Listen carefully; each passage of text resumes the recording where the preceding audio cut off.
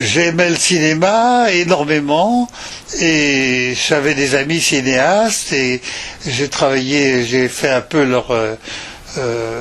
on a fait nos premiers pas ensemble, si j'ose dire, dans ce genre d'activité et ça avait été très intéressant que ce soit un ami comme Philippe Caudroyer, avec qui j'avais beaucoup commencé ces choses-là, ou plus tard avec Jean-Daniel Paulet, et tout ça, ça a été vraiment une période très très intéressante qui m'a amené, je dois dire, par un ensemble de circonstances, à travailler avec un peu les plus grands en définitive. Enfin, c'est vrai que avoir travaillé avec Godard, avec Truffaut, avec des choses très importantes dans ma vie. On n'allait pas sur des sentiers battus, on essayait de chercher notre propre voie, quoi. Quand on commence un petit peu à travailler au cinéma, ces problèmes de s'adapter à la durée d'une séquence, au rythme même du film et autres, on découvre un peu comment ça peut marcher, quoi, hein. Mais ça devient une chose tellement naturelle par la suite que on n'y pense presque plus, hein.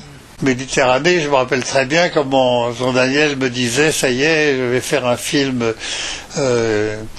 vraiment personnel, où la musique va jouer un rôle très important, ça va être un travail formidable pour toi, et ça a été Méditerranée. Si on pense à Pierrot le Fou, cette espèce de dualité du personnage, qui est à la fois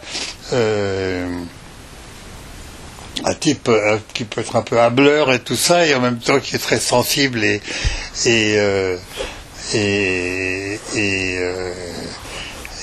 riche d'émotions. J'ai rarement rencontré un metteur en scène qui maîtrisait aussi bien l'emploi de la musique dans ses films. Alors c'est vrai que à partir du moment où c'est lui qui allait s'embarquer dans cette histoire, je pouvais lui faire plus que confiance. Avec Godard, pour moi, je trouvais que c'était flambant de nouveauté, de modernité. C'était vraiment quelqu'un qui osait tout et faisait tout avec beaucoup de courage et beaucoup d'audace, et ainsi de suite.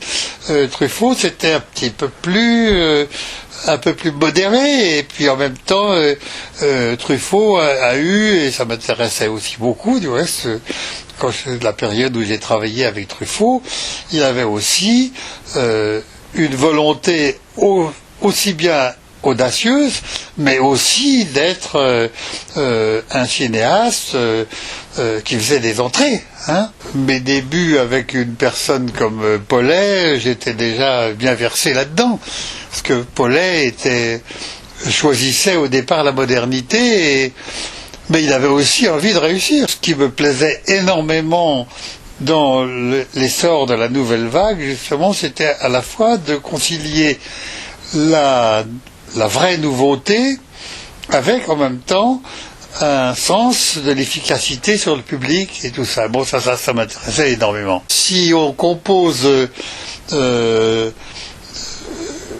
pour un film, qu'il s'agisse soit d'une chanson, soit d'un thème principal, soit de toute autre chose qu'on peut avoir à faire pour un film, ça consiste tout de même à se dire attention, on est pris pour tout public, il ne faut pas se prendre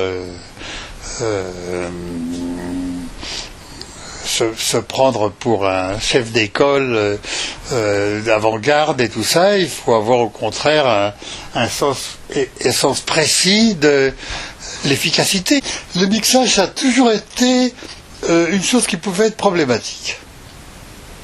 C'est vrai que combien de fois j'ai pu travailler pour un film et arriver au mixage et en me disant ah, tiens ça y est, on va couper la musique, on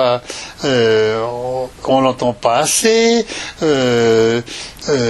on déplace la musique qui devait être sur cette séquence-là, elle est plus là mais elle est ailleurs, enfin toutes sortes de choses qui étaient un petit peu un peu inattendu quelquefois. Enfin, c'est-à-dire, on n'était pas aussi pointu qu'on aurait pu le rêver à certains moments. Mais bon, c'est quelquefois des réalités qui sont intéressantes à manipuler. Et ça, c'est il y a une certaine souplesse qu'il est indispensable d'acquérir aussi à ce moment-là pour essayer de trouver la meilleure solution. On travaille toujours à tâtons. On n'est jamais sûr de son coup, hein. J'ai toujours été volontairement aiguillé par l'idée, je dirais presque de travailler comme si c'était le premier film que je faisais dans ma vie.